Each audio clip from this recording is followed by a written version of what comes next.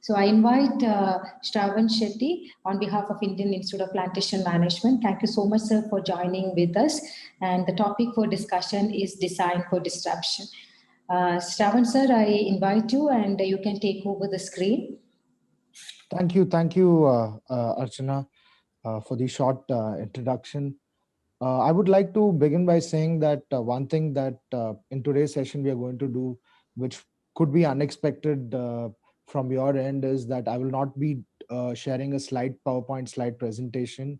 And what I'm hoping to do is I'm hoping to be brave here to attempt to provoke a certain set of questions, primarily from the perspective design for disruption for you individually as academicians, irrespective of which field or discipline that you come from, to trigger certain thoughts, certain questions, provide certain perspectives, points of views, and specific frames of references which can be used for you to build your career in a VUCA world. So as Archana had mentioned that I primarily work as a career coach. So when I work as a career coach, even when I work with institutions as a consultant, I'm deeply interested in, deeply invested in looking at the individuals in the institution, because I believe that if you want any program to be successful, as much as everybody says that it needs to be learner centered, I believe that it should be teacher centered, especially looking at the intersections that I work with. So I've done work with corporates, I've done work with educational institutions, which are MBA institutes. I've also, worked across geographies as well. So what I'm hoping to do here is to to imbibe curiosity and to give examples which are diverse, from which you can draw your own inference. I want to begin with by quoting noted historian Will Durant, who is famous for a book called The Age of Reason. And primarily, when we say education is the progressive discovery of our ignorance, we are looking at not just ourselves, but the sum total of humanity itself. So today, each one of you represent 140 institutions, and each one of your career journey is very, very distinctively different. And right from childhood, I have been, involved with teaching, not as a teacher. My father, who passed away in the year 2014, was primarily first a teacher and then a dentist. And I remember right from my childhood, I used to accompany him everywhere, where he used to not only run programs for his own college students, where he used to take the classes, but he used to traverse through Kerala and other parts of India doing continuing dental education programs. And I have seen him work with, as we talk at the age of disruption and we look at the pedagogy of how training has changed, I have seen him work with OHP sheets, primarily on OHP projectors, with him, taking the pains to write using OHP markers. I've also seen, him work with these slide projectors where you had this carousel of slides. So today we struggle with technology when our LCD projectors give way. I've seen him, work with slide projectors. So I'm sure there are academicians here who would have, worked with, who still continue to work with OHPs. It's still a very useful tool in classroom discussions. So as I'm beginning this journey of talking about design for disruption, I would like to say that earlier today in the sessions, you would have looked at entrepreneurial leadership and leading change across organizations. In my session right now, as we look at recent trends in leadership with a specific focus on design for disruption, I want to begin this session by focusing on you. So I want to begin the sessions by asking you certain questions, which I don't need you to answer in the group, but I want you to just think about these questions. And I definitely, Archana has my email ID. If you want any of the resources which I mentioned, which is questions which I put across to you, any framework references, any resource reference, please feel free to get in touch.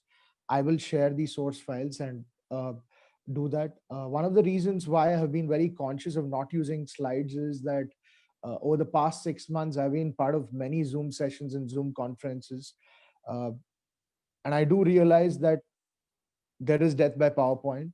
And I also am conscious that this is a post-lunch session where my focus is not to see that, okay, I will use up the entire 2 hours, I will be looking to see how I can make a meaningful contribution in terms of setting up certain ideas and frameworks as I've spoken about. So if you are ready to listen to a few questions which are about you, not about anybody else, anything else, because I'm deeply invested and interested in looking at design for disruption, looking at how you can look at your individual careers to leave a legacy beyond your lifetime. So taking that into consideration, if you're ready, and if you have the chat box, you can you know just mention uh, that you're ready to begin with, and I have a few questions for you to think about. So please type yes in the chat box if you're ready to start. Okay. So Dr. N. Sundarpandian says yes, please. Okay. So I can see people say, okay. So my first set of questions are about your future. What will you be doing 10 years from now in your career in academics as a teacher? I want you to think about it. And what would be a best case scenario? What would be a worst case scenario? And what would be average case scenario? And the reason why I'm asking you this question is that if you look at the future, right, the best way to predict the future is to create it. And if we are looking at the future of education transforming phenomenally over the next 5 years, 10 years, each one of you is going to be playing a key role in it. And it's going to be really interesting to see what are your goals, what do you want to do with it, right? So every time there's a MBA interview, questions are being asked, where do you see yourself 5 years from now? And the organization makes the candidate believe that when you join the company, once you join it, we'll help you make that 5-year dream come true, 10-year dream come true. I feel it's great when faculty join educational institutions, if institutions support, and even individual faculty can submit a 5-year, 10-year vision plan for them. I'll connect the dots. Some of what I'm saying might seem very disjointed in the beginning, but I assure you that towards the end of the session, I will connect the dots. So what do you think you'll be doing, 10 years from now? Best case scenario, worst case scenario. Will you go back to a corporate job? Would you be teaching at XYZ institute? Do you see yourself having a PhD? Do you see yourself being a part of, let's say, a teachers association, holding an international position in a affiliate organization which is related to only management, teaching, engineering? Would you be a board of studies member? Uh, do you see yourself? Some of you see yourself as a vice chancellor 10 years from now, right?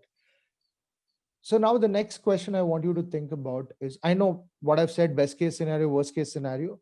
It'll take you time to really put up a very detailed plan, but I want you to just start visualizing, right? So the next question is, right now in your institution, in your professional career, who has an influence on your future? It could be the head of the institution. It could be somebody who manages the university which you work with. Now, the next question is, whose future do you have an influence? Yes, as a teacher, you will say it's immediately the student who's studying in your institute. Students, yes, as Bhavik Panchal says. Family, yes, because how you set up your life will also influence their life and their future, your children's future. So right now, when we look at design for disruption, let's say from an organizational perspective, in the current COVID era, if somebody asks them a question, what goal are you currently mostly focused on? A organization which is working on research for COVID-19 will say you're focused on the vaccine for COVID-19. Omana says, I have the influence on my colleagues and students in the institution I'm associated with. Great.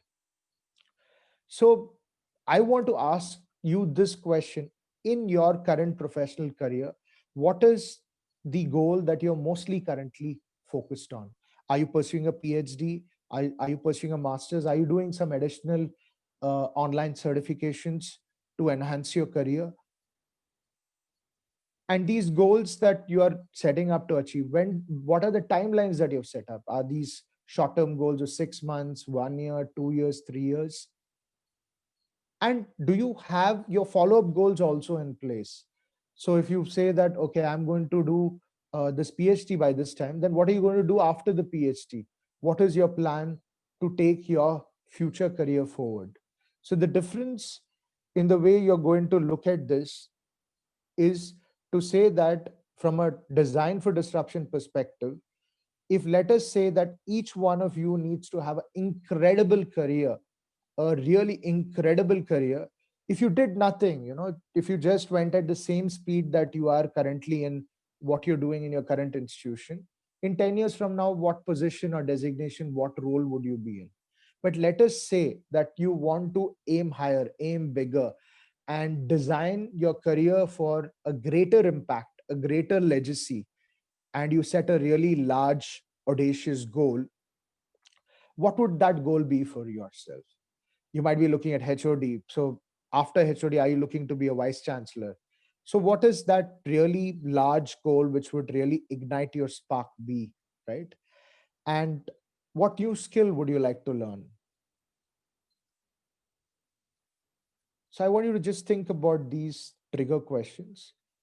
And I want to right now refer to a certain situation which I found myself in when I was doing my MBA at Ohio University, where one of our professors, Uh, Dr. Schermerhorn, Professor Schermerhorn, put across this interesting human performance equation to us. And his question was, or rather the framework was, he had done a survey across NGOs, across companies, small scale, large scale companies. And he found that when you went to whether it's institutional heads or you went to company CEOs or managers and asked them, why haven't you met your targets? Right? Why haven't you done what you said that you had planned for?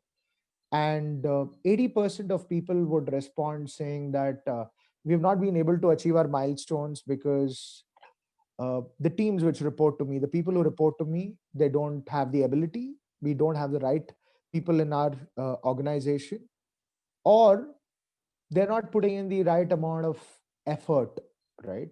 So very clearly, all these leaders said that it was primarily because of the fact that their downline or the team which works with them, it could be colleagues, peers, superiors, people who report to them, these people don't have the right ability, or they're not putting in the right amount of effort, right? Now, if for example, if you look at it from the other point of view, right? uh, if you ask them that what do they need from the organization to do better, they would always say support, the CEOs and the institutional heads. So the flip side is that if you went and looked at it from the other perspective, and if you ask them that why is it that the people whom you're working with, you've already said that they don't have the right ability, they don't put in the effort, right? But when it comes to them individually, they would always say that it was lack of support, and they would say that support from the team. But when questioned about the future of the career of the people who report to them, saying, who do you think will be the next leader? They would say that I think people will take some more time, and we have to do a lot of things to improve their ability and improve their effort. So Professor Skermon made us realize that if you want to build great institutions, as a leader, you have to support the people who report on to you, which means that each one of you right now, irrespective of the role that you are in, is a person who, if you give support to people, right, to improve on, you know for sure that these people are going to be able to increase their ability and increase their effort, and they're going to do their best. So to give you an example, I'm sure many of you, while when Sachin Tendulkar was playing cricket, would have seen an advertisement of Pepsi, where there is a truck driver featured in the advertisement, where the truck driver is driving a truck of Pepsi, and Sachin Tendulkar is seen playing cricket and interacting with them. So this is at a point of time where there was a change of leadership in Pepsi, and the CEO of Pepsi was a gentleman called PM Sinha. PM Sinha, on taking over as the CEO in Pepsi, went in front of the entire employees and showed the organizational chart where he showed that the CEO was on the top and right at the bottom was the truck driver, right? He changed the diagram, inverted the diagram, and showed the usual pyramid upside down, showing that it is the truck driver who's the most important person, who is responsible for the revenue of the organization, because Pepsi was on a distributor push. If you spend so much on advertisements, but at the end of the day, if the product is not available in the smallest store, then you have lost the battle to your competition. So here we can see that during PM Sinha's time, the focus was on the truck driver, right? So now, even right now, when you are looking at yourself in the educational institution, according to me, it's not the student who pays the fees who's the most important person. The most important person is the teacher, is the faculty. We are invested in saying that let's change the entire landscape of this country and make this a better nation by improving the quality of the student. But the improvement of the quality of the student cannot be done without the improvement of support that is provided for the teacher or the faculty. So the first step in terms of disruption of innovation, when we look at an overall basis, is to look at it from an institutional standpoint. And I want to now shift a certain set of questions to: what does your boss think about you where you work in the educational institution that you are? You might be the head of the institution, you might have a management committee that you report on to, you might be a junior faculty who reports to the head of the institution. So here are a full free, a few set of questions for you to think about from the other perspective, to look at what your boss thinks about you. What does your boss think that you're good at? What could be the three things that you think that your boss thinks that you are really good at, right?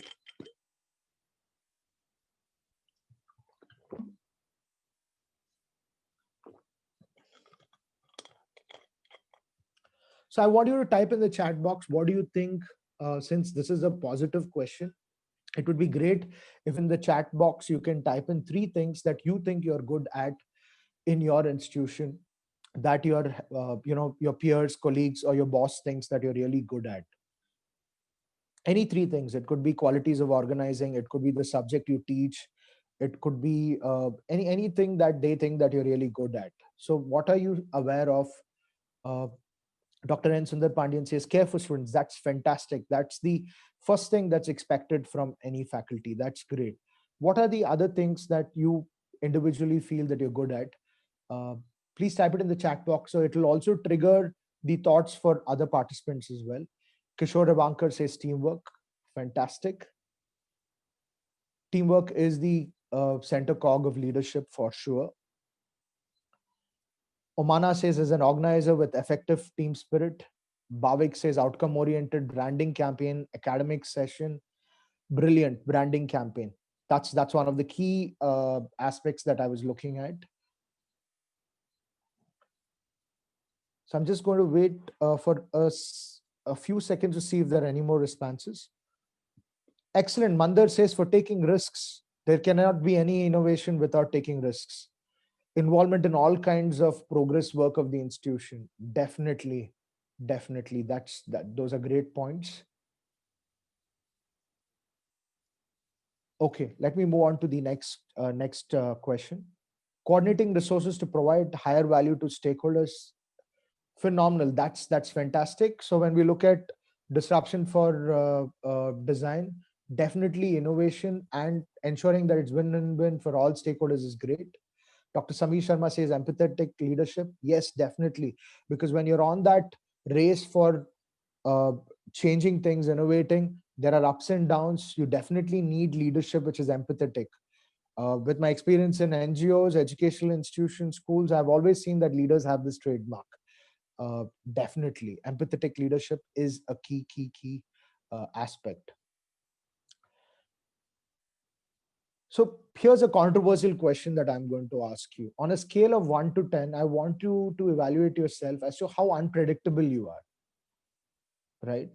So when I say use the word unpredictable, it might sound that I'm saying that you're temperamental, or you're a person who might suddenly respond differently. No, I'm just talking about what are the kind of ideas that you contribute in the institution that you work with?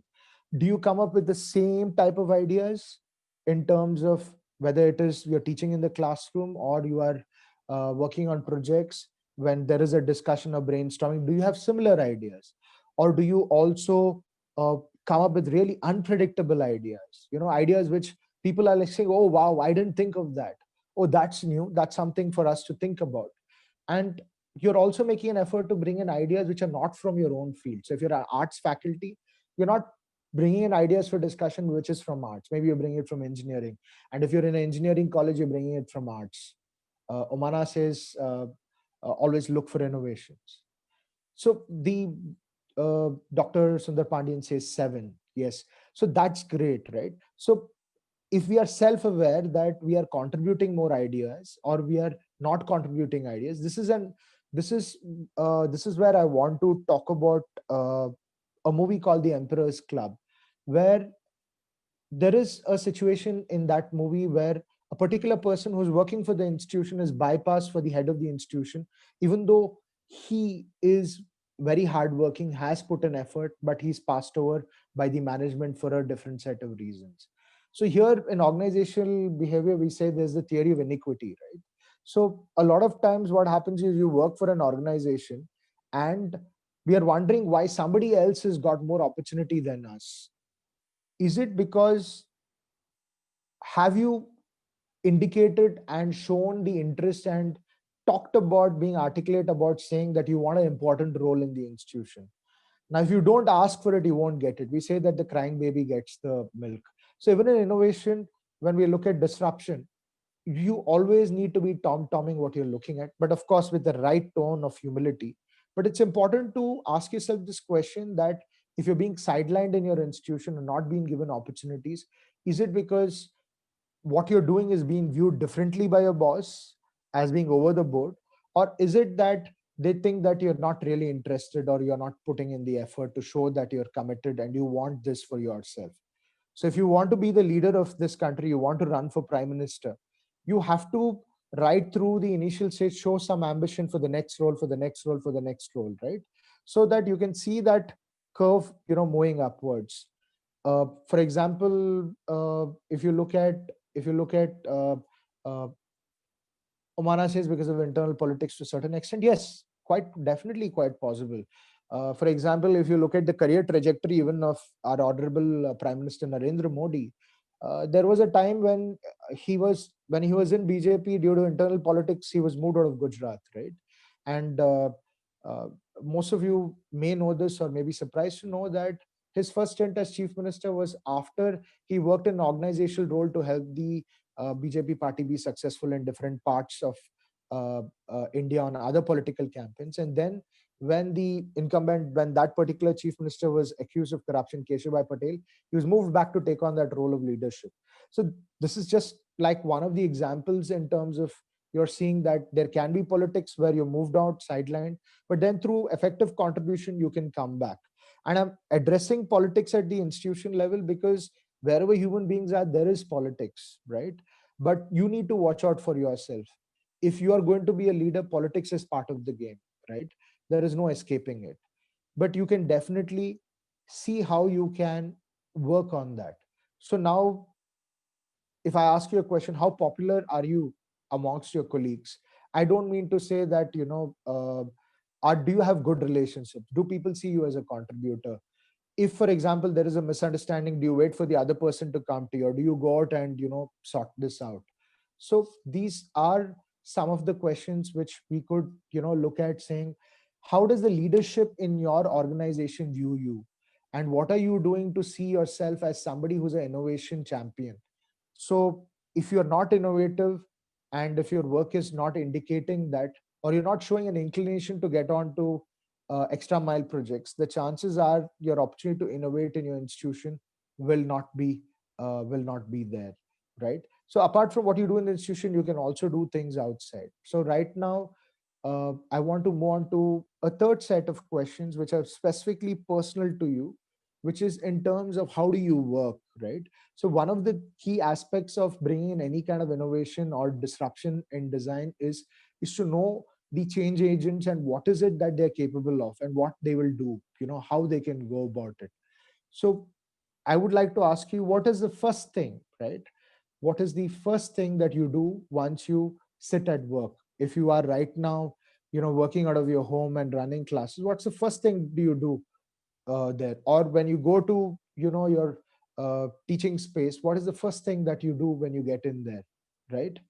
And what are the three things that you're best in your job in terms of the subject that you're teaching, right?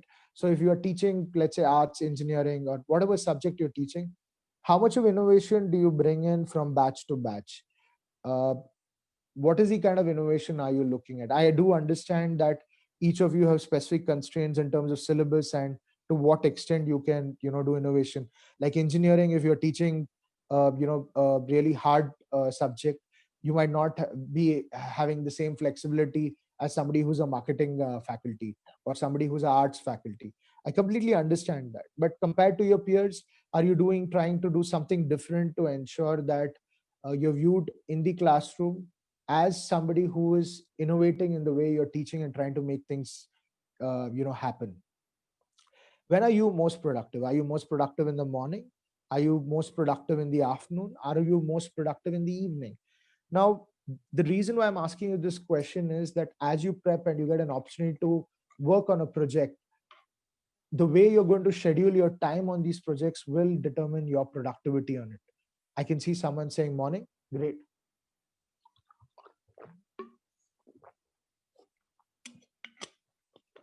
Omana says need base.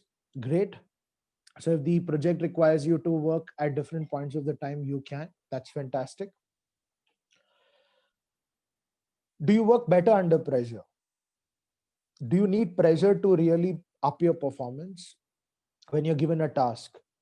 If you're not given a pressure-based project, is your output lower? So this is something for you to know about. So you'll also know when you evaluate your career so far, are the high points only when there's pressure, or are the high points when the pressure is low? So if you want to be a innovation champion, you should also try and see how you're aware of this blind spot and start upping your performance even when there is no pressure. Because when that is where you can make the most effort, because there's least resistance. Because usually you will find that after a high pressure project, there is a dip in your energy levels and you go through intense fatigue, especially since each one of you as teachers are juggling multiple roles. It's not like you're in a corporate where, if there's cut, copy, paste jobs, you're doing only cut, you only copy, you're doing only paste, right? If, for example, if I came to you and asked you to write a reference letter about yourself, what would you write about yourself, right? With the right amount of humility and awareness, how would you write a recommendation for yourself, right? Think of what would you say in that letter about yourself. How would you recommend yourself to the next institution for a better role? One more question is, what aspects of the character, your character, are most in evidence when you're at work? Do people say that you're even tempered and you're a great crisis manager? Is that one of your characteristics at work? Or are you viewed as a person who's very intellectually sharp? Do you work best as an individual contributor, or do you work better in teams? How many hours on an average do you work for yourself, right? A lot of times you're doing institutional work and then you find that you've spent 2-3 years in an institution, but some personal academic goals or personal other things that you have in mind, you have not prioritized. So as a leader, if you don't prioritize your development, when it's time for you to ride that wave, you will find that you have not invested enough time in strengthening your competencies, right? uh, do you want to have more responsibility in your job? Have you thought about this in this COVID year? There is responsibility pushed to you, but have you actively sought out to see how you can take up more work in your institution or in your community, right? So these are some starting points which I want you to think about, right? There are a whole set of questions that you find about who you are, career related questions, what your boss thinks of you, what are your fears and anxieties, who you really are. So the more you know yourself, there is far more that you can actually hammer out in terms of taking your career forward, right? So I want you to do this exercise right now with me. If you're ready, if you have a pen on you and a notebook in front of you, please type yes in the chat box.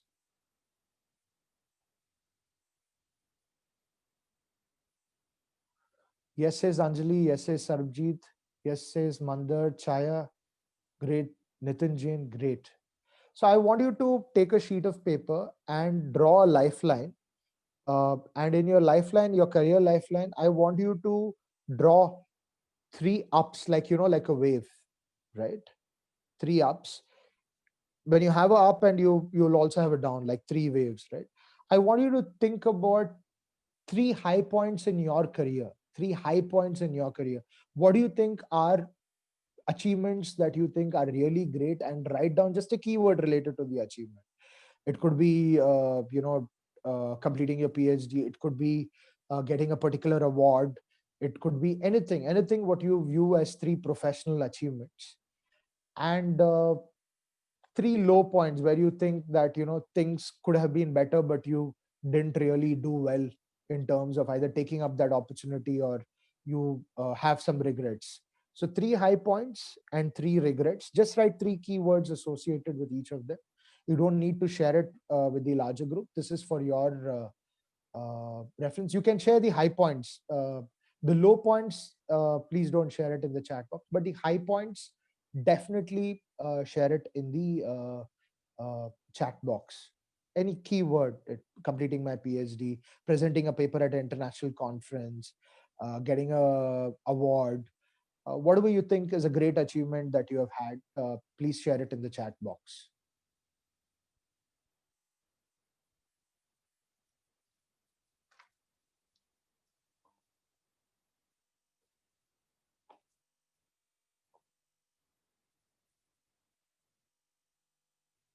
Bhavik says purchase 3 BHK home at the age of 33. Fantastic, Bhavik. So I'm sure, Bhavik, to purchase this 3 BHK, you would have, unlocked some great value in terms of earnings in the kind of work that you've done.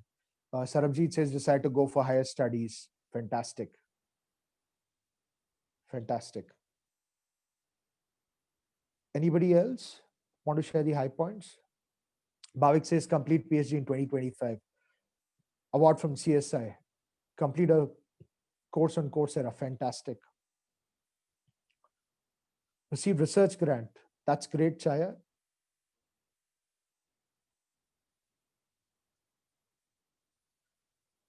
So at this point of time, I want to draw from what Chaya said in terms of getting a research grant. I want to talk about, I've just changed the name. So there is a Pure Sciences Institute in Mangalore where there is a person, let's say her name is Veena, who's done a PhD in microbiology as such. So this person who works in this educational institution in Mangalore, who's right now probably around 50 years of age, she spent the last 10-15 years of her life as a professor or faculty, working as the in an educational institution which has medical college, dental college, engineering college, and she's built a reputation.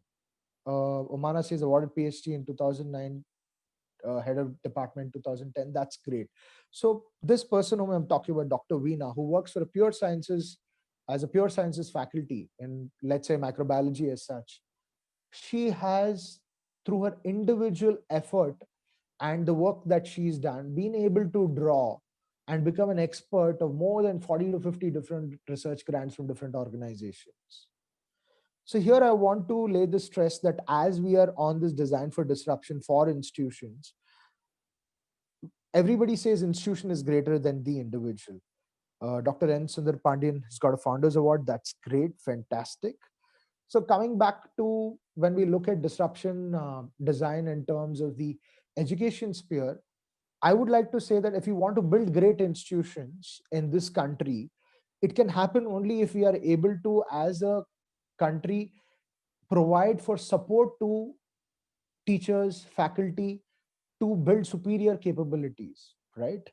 Really superior capabilities. That is also the reason why there are certain government of India initiatives, state and central level, to provide research grants, right, for institutions. but what is available might not be easy to traverse until you actually dip into it, right? So there are some of you who are actively already getting research grants. There are others who are thinking, nah, it's too much of work. It just goes to certain institutes.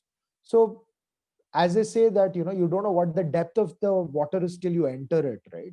So you have to enter it. So those of you who have been thinking about whether you should get into research areas, I think you should just take a dive into it, go for it, and see what you can do, right? So definitely, if you are looking for design for disruption, one of the key pillars of design for disruption is research. And I'll explain in a little while how that really comes about, right? So in the 90s, I'm sure you would have heard of Clayton Christensen, who wrote the book, The Innovator's Dilemma. If you haven't read the book, please read the book. It gives you a great perspective. Clayton Christensen is the name, The Innovator's Dilemma. It's one of the first books, in-depth books in terms of depth and breadth on innovation. You should definitely read it. So in the 90s, Clayton Christensen, an MIT professor, spoke of it in relation to business activity in his book. He specifically looked at the term, the disruption, design for disruption, right? So what is the disruption innovation? In this context, is it simply to do with the new economic activity that challenges the mainstream business establishment? So when we say design for disruption, are we saying there is something happening right now and something happens in terms of a disruption, simplistically speaking, which changes it, right? Uh, for example, can we say that something like Uber is actually a design for disruption, right? We could say that. But then when we say that, what is the difference between Uber and, for example, design for disruption as an example? And I'm sure some of you would have heard about the Blue Ocean strategy and the Blue Ocean framework. If you know about the Blue Ocean and Red Ocean framework, or you have some familiarity with it, please type yes in the chat box. If you've heard of Blue Ocean or Red Ocean as such. If you haven't heard of, just type no in the chat box. So I'll just take 2 minutes to just explain it.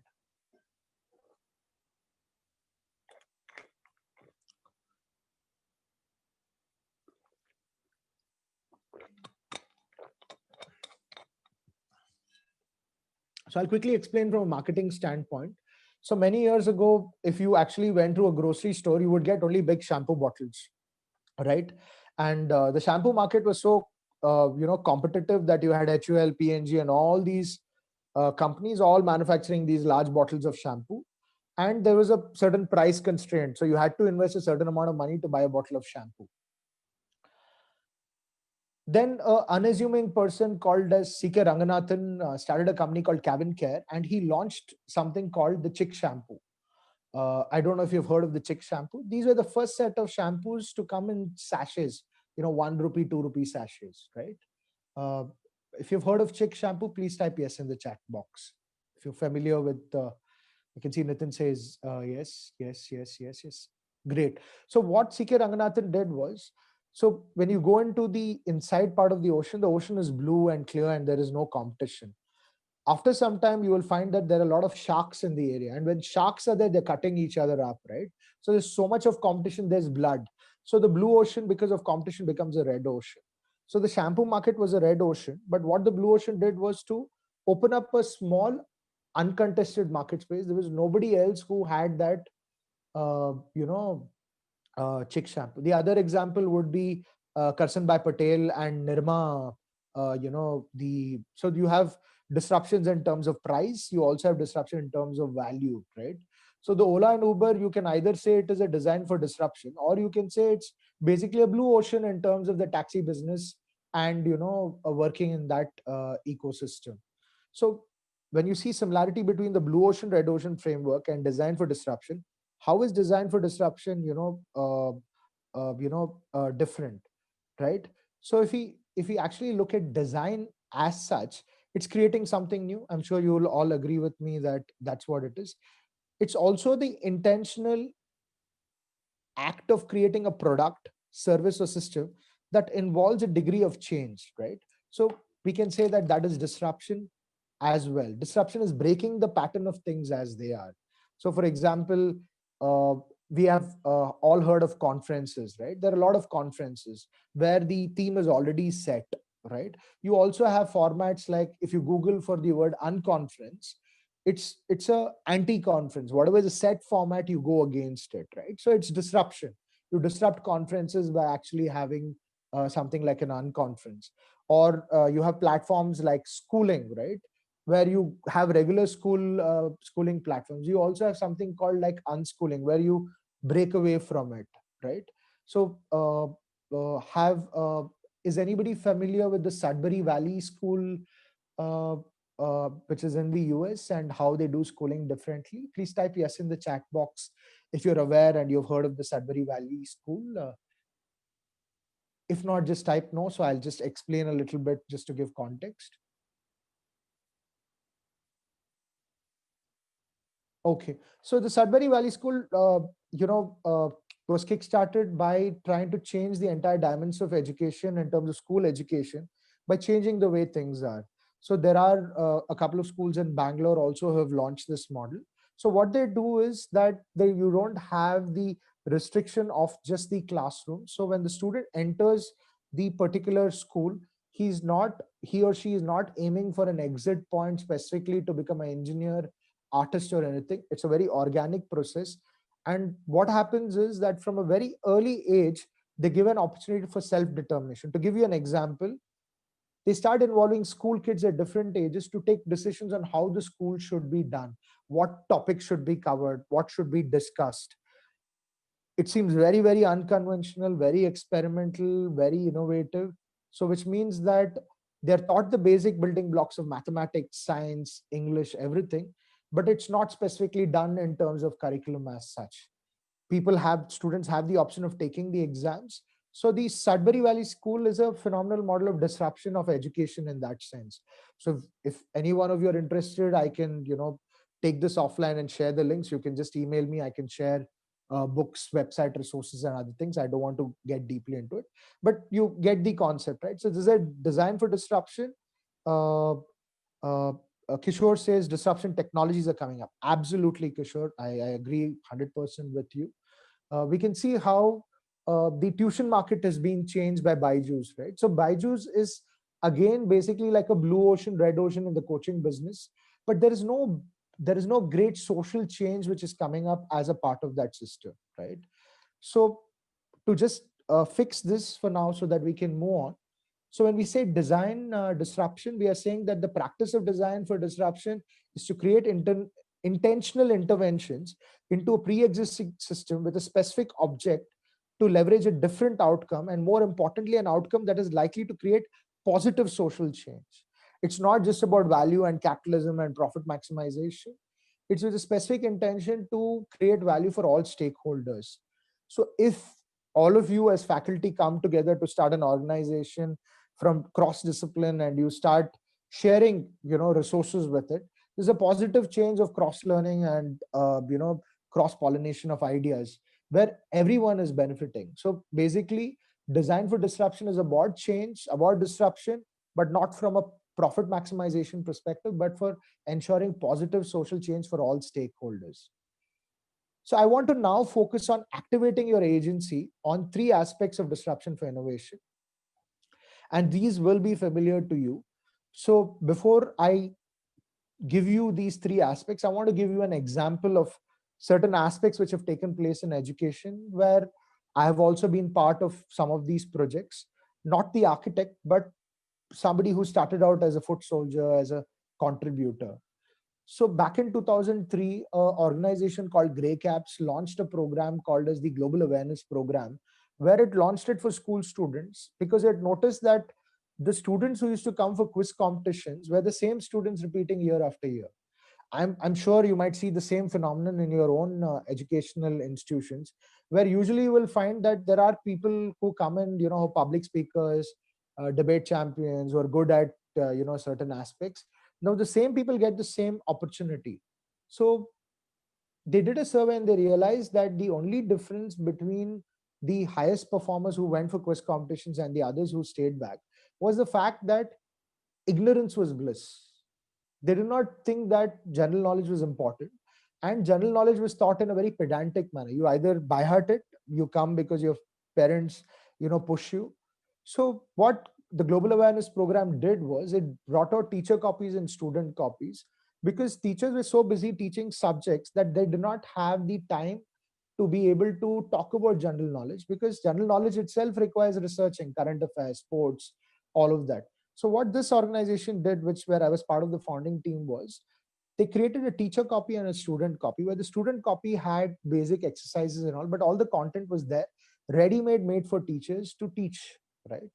So now, since 2003 to now, this organization has reached 250,000 students and bridged the gap, because we found that success of a student in terms of life skills, employabilities, and soft skills is also in terms of a taste for current affair. If the student, irrespective of whether art student, engineering, management student, is aware of what's happening in and around in business and sports and all of that, you find that they're able to easily talk, right? So one of the reasons why you find communication skills are lacking also is because they don't have the content to power the conversation, right?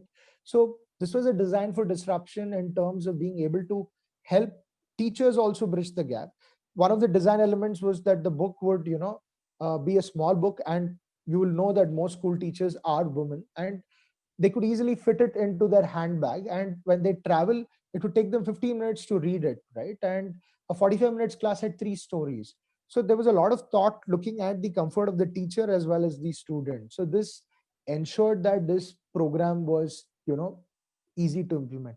So a lot of times we find that when we look at employability skills program in engineering, management, and other things, the faculty has their central role, but there are a lot of other responsibilities. So unless you can help, the support the teacher or the faculty to have time to do research, the teacher cannot, really evolve, right? So here I want to draw a comparison with the US system or Europe system, where if you're working in an educational institution, whether it's art, whether it is management, pure sciences, there's a constant effort by the community, which is corporates, everyone, to come together to support. And you will have each one of the chairs, like it, for example, let us say it is Dhirubhai Ambani is uh, uh, Reliance company is sponsoring a chair.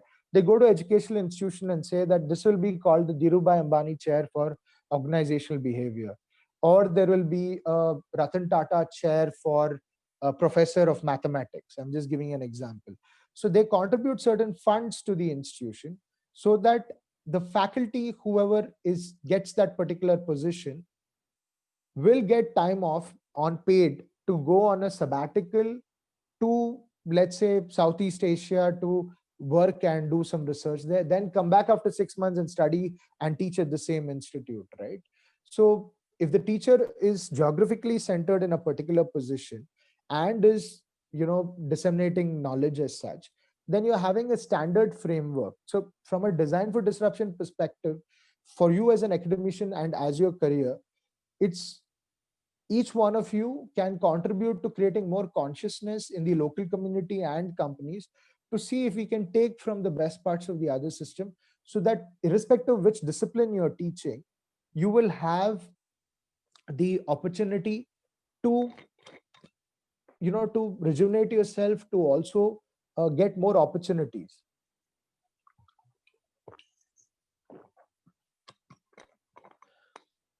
So one of the people whom I collaborate with recently went to Germany, and that was last year.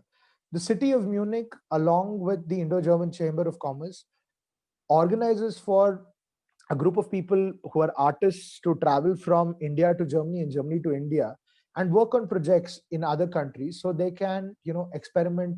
They could be sound technicians, light technicians, theater, a lot of people, one more example which you would be familiar with the teaching is a Fulbright scholarship, right? So it's important for us to see as educators and academicians how to draw corporate sponsorship, to design uh, to design funds, to design things, so that there is more that academicians can do, each one of you can do. Some of you might be from institutions which already have this in place.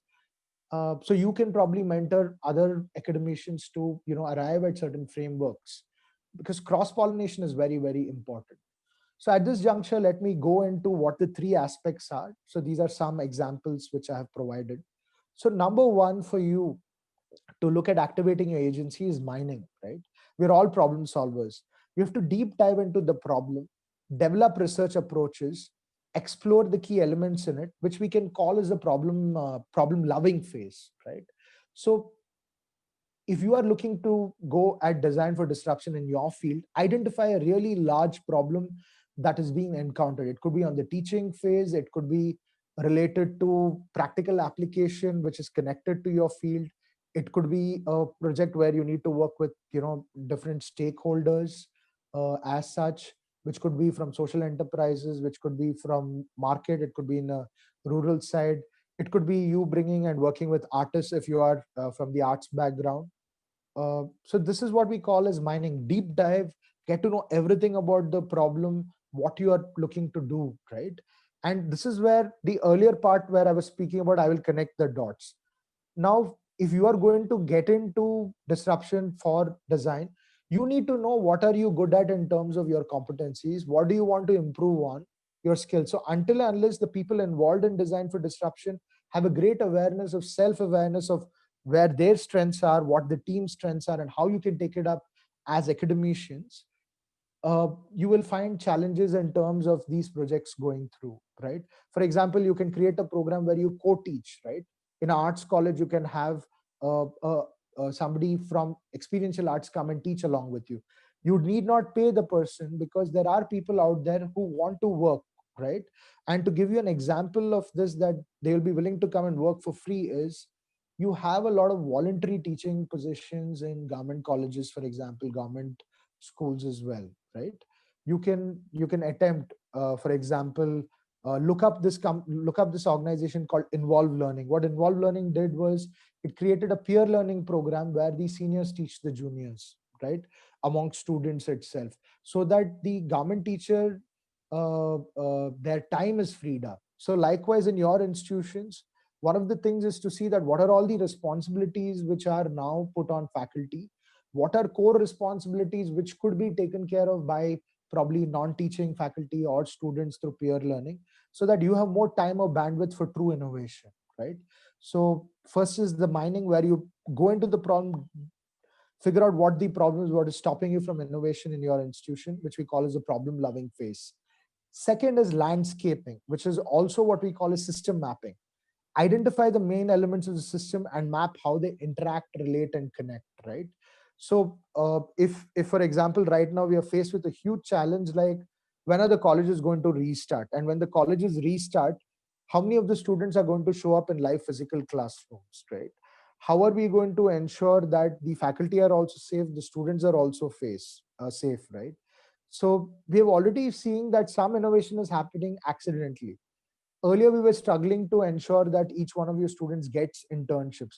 Now suddenly over the past 4 5 months, we see a spurt and a spike in e-internships, right? So earlier when you had to send your students for internships, you would need to send them to a physical location. You had to figure out, how is this person going to travel from Delhi to Agra? How are you going to provide residential accommodation for them? Or in Bangalore itself, the person has to come from Hoskote to some other place. So the company is thinking, how much time will they work effectively as interns in my space?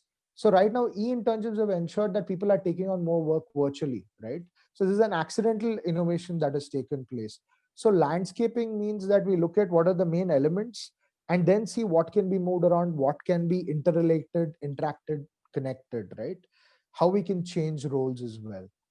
The third aspect is building, which is ideation and intervention. After you've mapped who are all the stakeholders, what are the resources, you're looking at building, right? So the solutions come from the phase which is landscaping, where we identify which are the main elements, who are the resources. In the third stage, which is building, we look at ideation, brainstorming. What can we do which is different?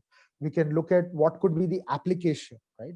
So earlier I spoke about that. Here, when I'm putting across some ideas and thoughts, I'm trying to stroke a certain aspect. So for example, with one of the NGOs, we tried to create a corporate volunteering program. and we had a great degree of success with it, because we found that a lot of corporates today, when you are looking at giving them a senior position of vice president, CEO, and all of that, they're looking for people within the organization who for years have not only been doing great at their job, but they're also taking time off on the weekend to do social volunteering, right? So social volunteering means that they're engaging with an NGO, contributing their ideas and thoughts. They might be a fantastic performer, marketing, sales champ, but he has to go spend some time with an NGO and help this NGO do better, right? So that empathy is built. So I think Dr. Sundar Pandian spoke about empathy-centered leadership, right? So it becomes really key that how are we getting people to cross apply these skills. So in these kind of projects, you will find that the corporate volunteering bit helps to build leadership skills. Otherwise, they just focused on profits, right? And when you focus only on profits, you will do anything to destroy the environment. You will do great harm to the society. But the more they found that, people who work in corporate also work with NGOs, volunteer their time, you find that sensitivity builds, which is also probably one of the reasons why we have a fantastic scheme called the National Social Service Scheme, where I'm sure some of you might have worked. Has anybody here worked with NSS while they were as a student in college? Please type yes in the chat box. Uh, as part of the National Social Service Scheme, I have worked with a couple of NGOs and contributed. So it definitely builds character. So I want to bring it down to say that when you're doing design for disruption, how much ever we need to accumulate a lot of literature, a lot of information on the problem that we're trying to solve, right? It could be as educators as a community, or it could be the research project that you're working on. It's important for us to look at exploring options, look at viability, possibility.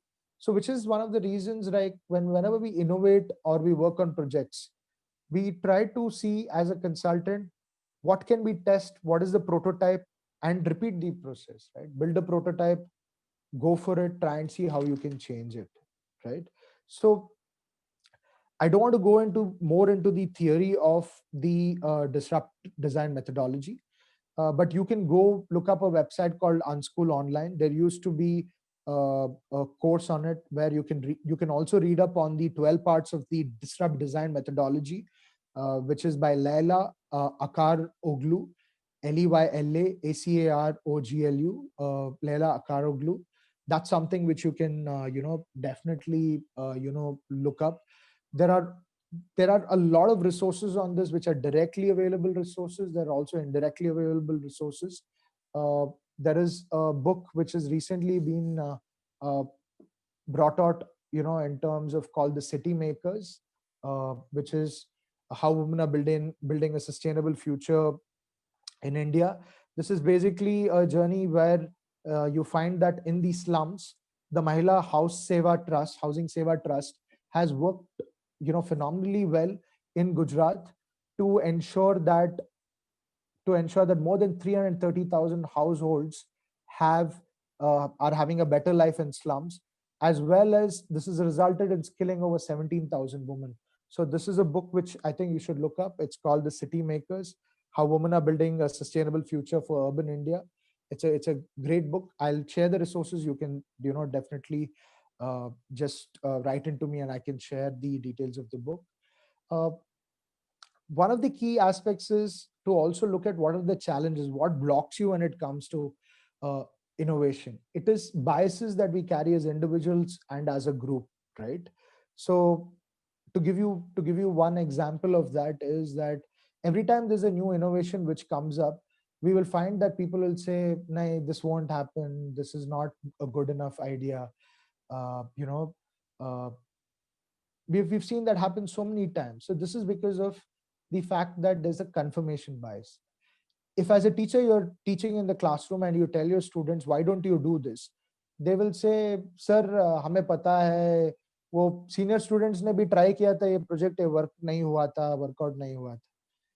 You find that people are taking on biases of somebody else before them because they believe that going out of the state or the city that you are in and taking up a project is too much of pain, right? And you find that a lot of times it happens to us also. So if I tell you right now that I think that in 10 years time each one of you can be teaching in a different country, you will tell me that, hey Shravan, that's not possible, why would I leave India, right? But today if you actually look at Indian faculty, they're not only from the IITs, they are from a whole range of different institutions teaching in different parts of the world. You have fantastic educators who are non-IITs, non-IIMs, teaching in different parts of the world, arts faculty. It's just uh, to look at this from another aspect is that a lot of times you go to watch a movie, right? And when you go to watch a movie, the movie is bad. Now you have a choice to leave the movie, right? And save your time because it's a bad movie. Or you'll say, I paid 500 rupees for this ticket, I'm going to watch till the end of the movie, even if it's a bad movie, right? So this is called the sunk cost fallacy, because you believe that if you walk out, you're suffering a loss. So to look at human biases, right? Because it's human biases which definitely, obstruct innovation from going through. There is a really crisp, easy reading book which I want you to look at as educators, which you can use anywhere personally and professionally, is this book called as The Art of Thinking Clearly, right? It's written by Rolf Dobelli, who's an Italian. The original book was actually written in Italian language. It's been translated into multiple languages.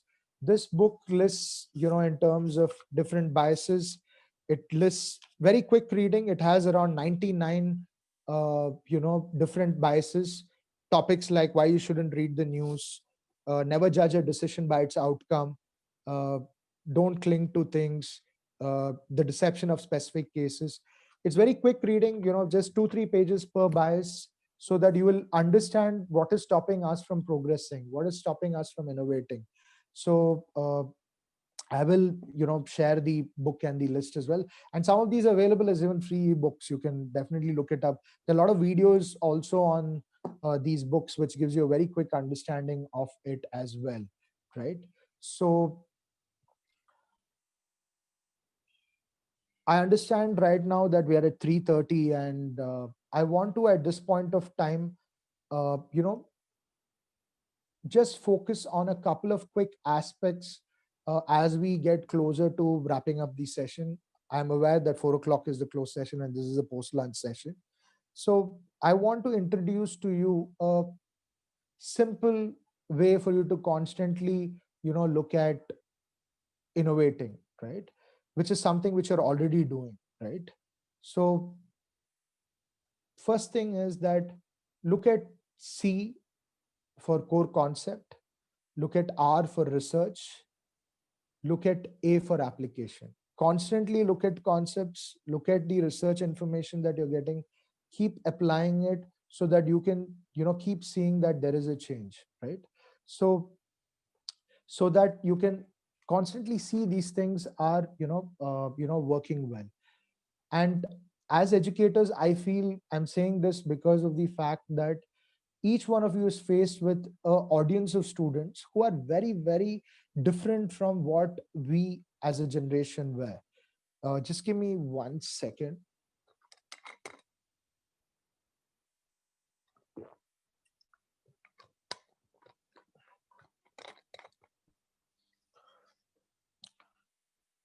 When we are looking at disruption of design for innovation and we look at ourselves as evolving as learners and into teachers, we need to look at the difference in the generation, right? So for example, we were there at a time when we had one TV channel, one TV with one or two, channels as such, DD9, DD1.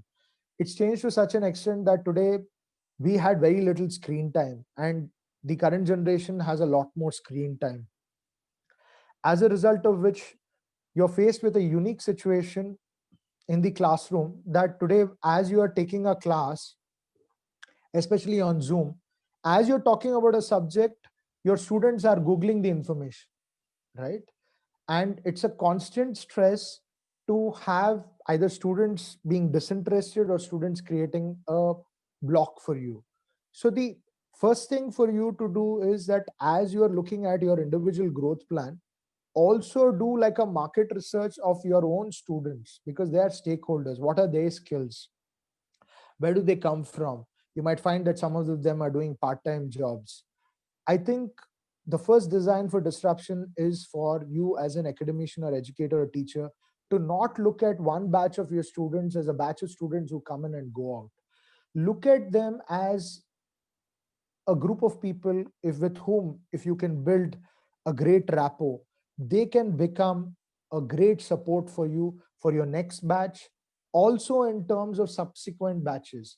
And they can become a resource whom you can use to reduce your effort in terms of quantity of time in the classroom, so that you can take on research projects, you can take on additional projects which will give you visibility and shape your career.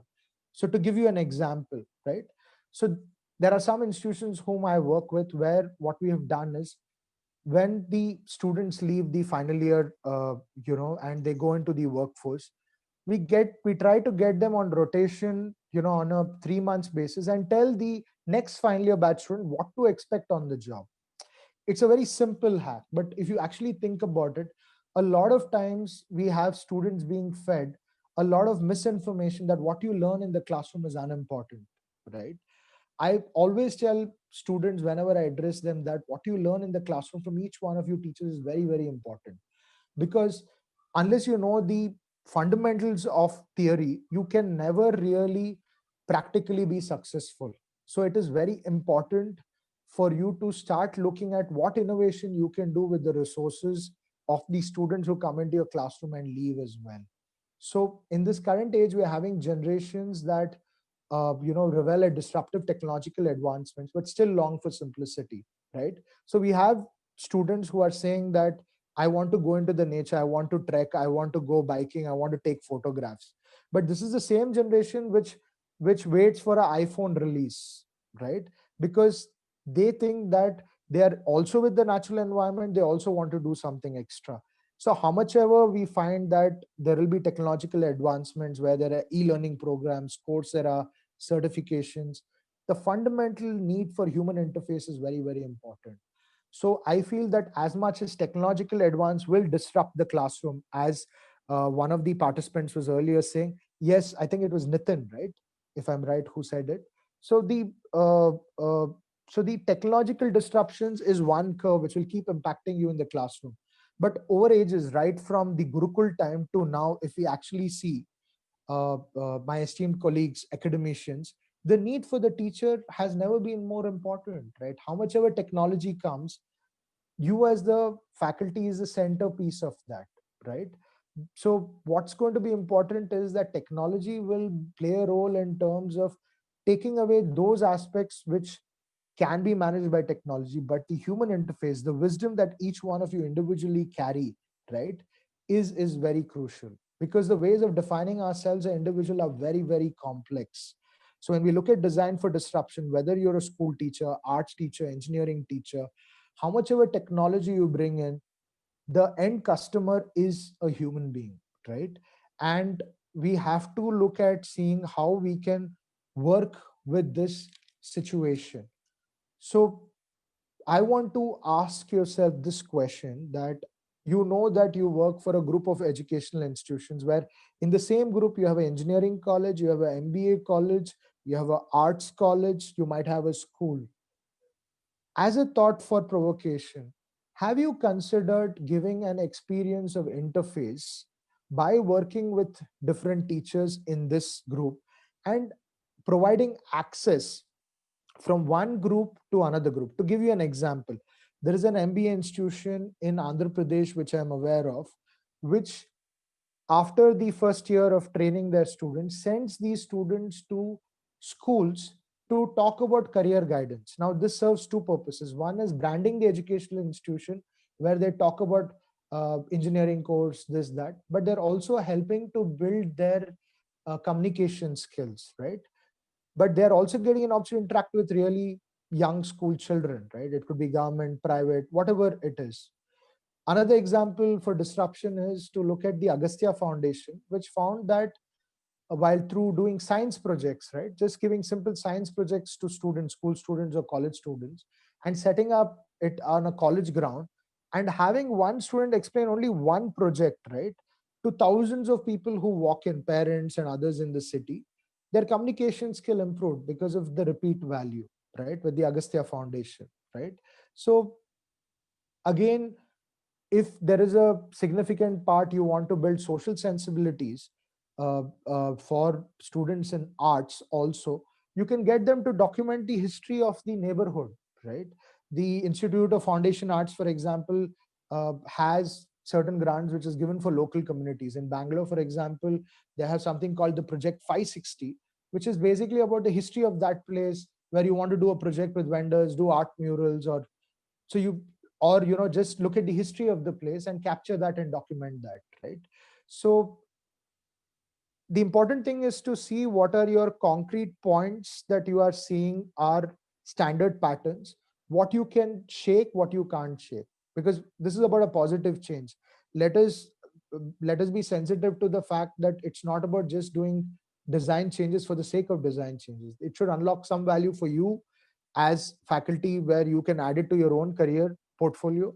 It also adds value to students, it also adds value to the community, right? So think for a moment in terms of how you can take your individual competencies, you can collaborate with fellow academicians or people working in other ecosystems to work on projects where you can truly explore how you can bring your strengths together, target a particular problem, do research on it. You can probably do a research paper publication.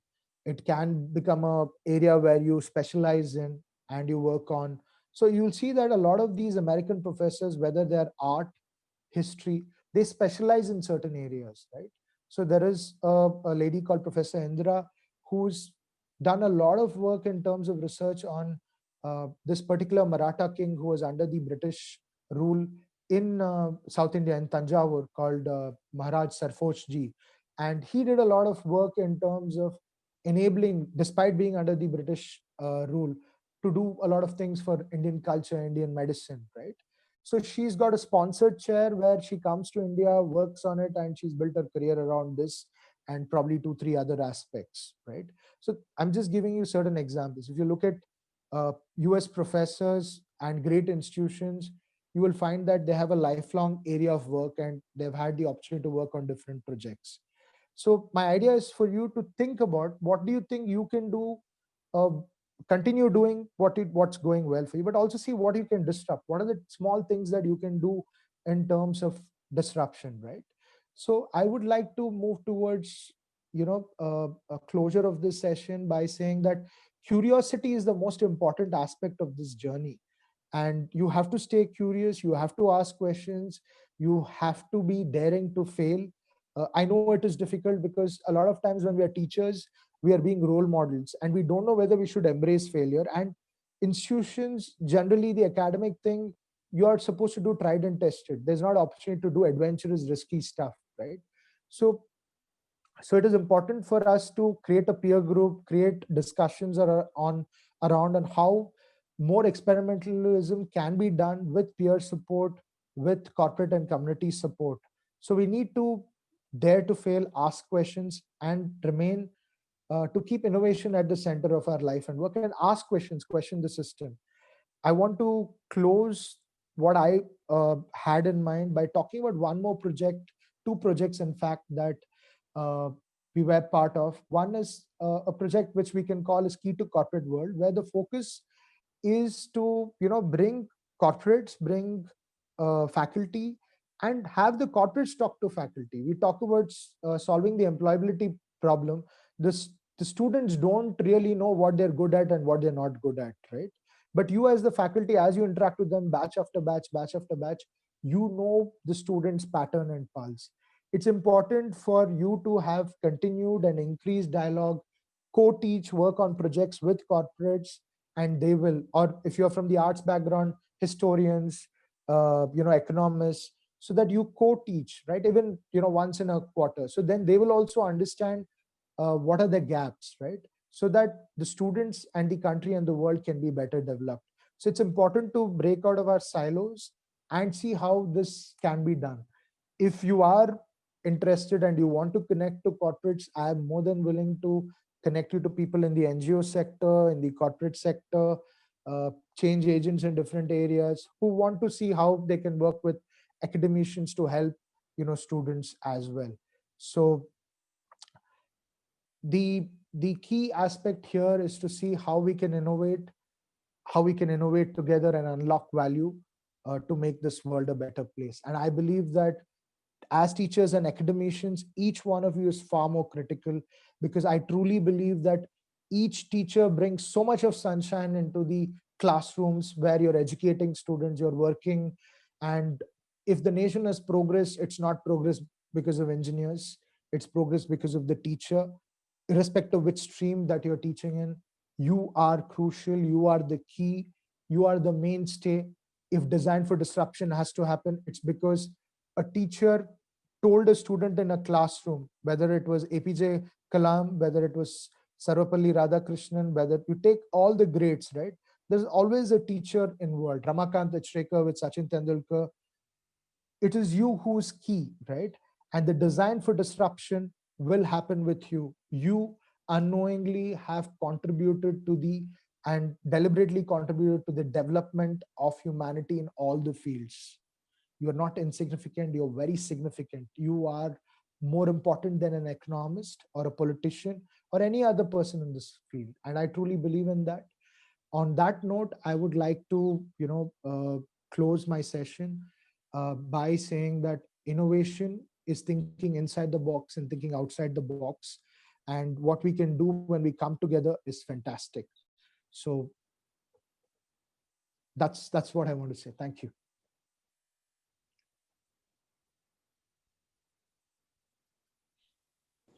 Thank you, Shravan. Now we can go for a question answer session. Any questions? Yeah, definitely. Any further questions before winding up?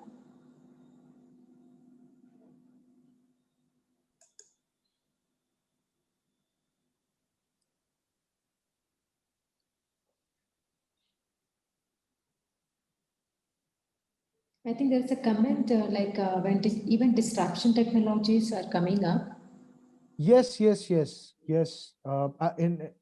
fact, that's a very good point. So one of the ways that we can actually be greater contributors is that you can see it on YouTube itself. Now you can set a notification to go to sleep if you're watching too much of YouTube, right? So there's a lot of ways in which you can, ensure that whether it's in the classroom or outside, you can, definitely keep yourself focused. Uh, Archana, can I share my email ID? Is Yeah, that sure. Yeah, definitely. No issue. Yeah. So I'm just sharing it in the chat box.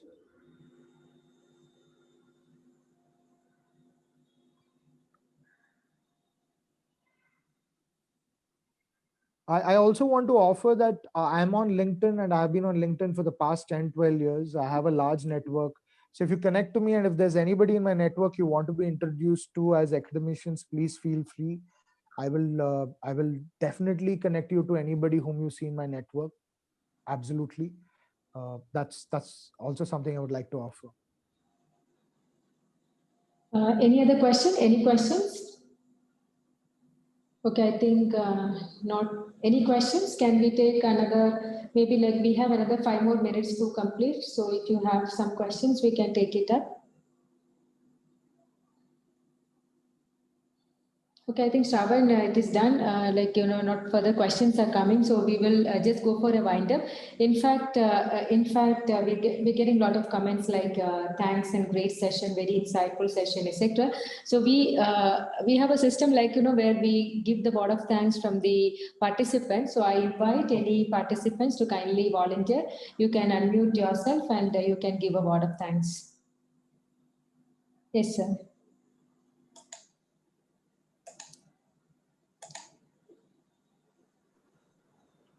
Hello. Yeah, I can hear you, sir. Yeah. Yes, Mr. Sharvan. Actually, today it's a great session. We were thinking in the afternoon, some more a day before Diwali, and all those there, and how we are going to manage this session. But without a single slide, and you made that whole session for all of us, and it's very inspiring and very thoughtful. and very inspirational. I would say this as an academician for like more than around 20 years experience. I have gone across into Malaysia, worked into UK education system and teaching and training people, and is something new and special we are happily taking back. I must thank Ms. Dr. Archana for this occasion and session, for arranging Mr. Sharvan Sethi for this. And thank you for thank you for sharing your ID. We will certainly keep in touch with you. We may have to work further.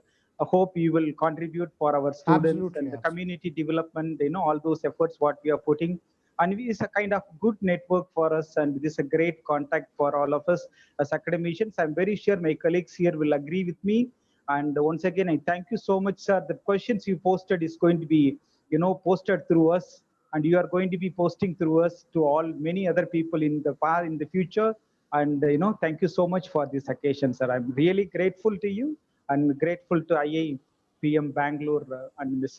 Dr. Archana for arranging this session. Thank you so much, Mr. Sharvan. Thank you, sir. Thank you. Thank you. Thank you, Shravan Shetty. In fact, it was very insightful, and 2 hours, you were actually just speaking, as rightly told by Dr. Sundara Pandian, without any slides and without any medium, you were actually talking from your brain as well as from your heart. In fact, I hope the participants got a lot of insights about design for disruption, and I think they have also posted a lot of things probably which again they may connect with you and get more insights on the same. So on behalf of Indian Institute of Plantation Management, I take this opportunity to give a special thanks to you, sir, for coming over here and giving a wonderful session. And especially this is something which is absolutely new. And how can that, usually we talk about disruption, it's basically from a corporate point of view. So, but you could actually link it from an academician point of view. And I hope everyone got a lot of insights, from the same. So thank you so much, sir. I think again, we can be in touch and probably we'll see in some other programs in future. Thank you so much. Archana, I just want to say one thing, that I think the credit for unlocking the value of this program goes to you, Archana, Dr. Archana. It's because you constantly made me focus to ensure that I'm not distracted by what the other speakers are speaking about. You told me this is faculty, this is what they need, and you kept telling me about it. So I think the credit for co-creating this session definitely goes to you, Dr. Archana. Thank you very much. It's always a pleasure to